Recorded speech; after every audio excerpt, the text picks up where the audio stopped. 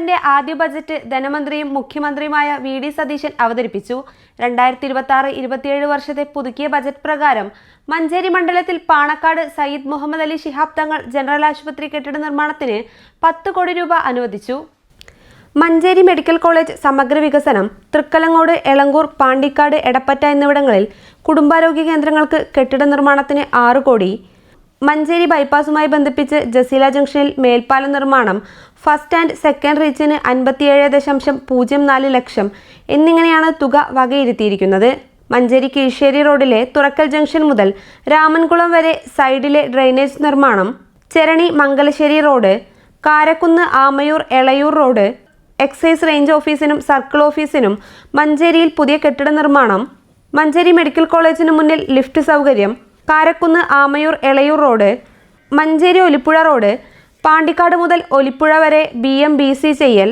കാട്ടുചോല Pilakkal Puzhankavu road, Manjeri link road BMBC ചെയ്ത് നവീകരിക്കൽ,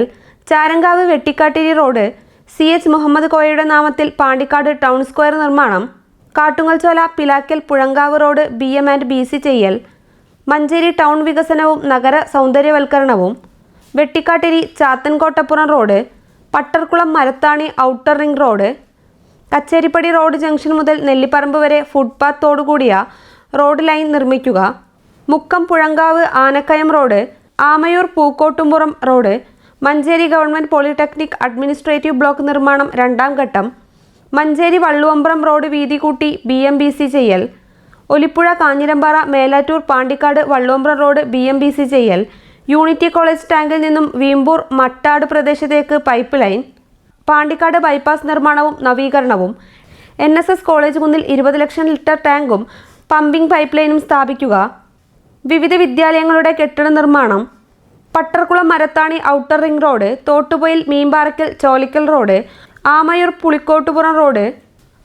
Pulingottupuram road, Manjeri general ആശുപത്രി കെട്ടിട നിർമ്മാണം,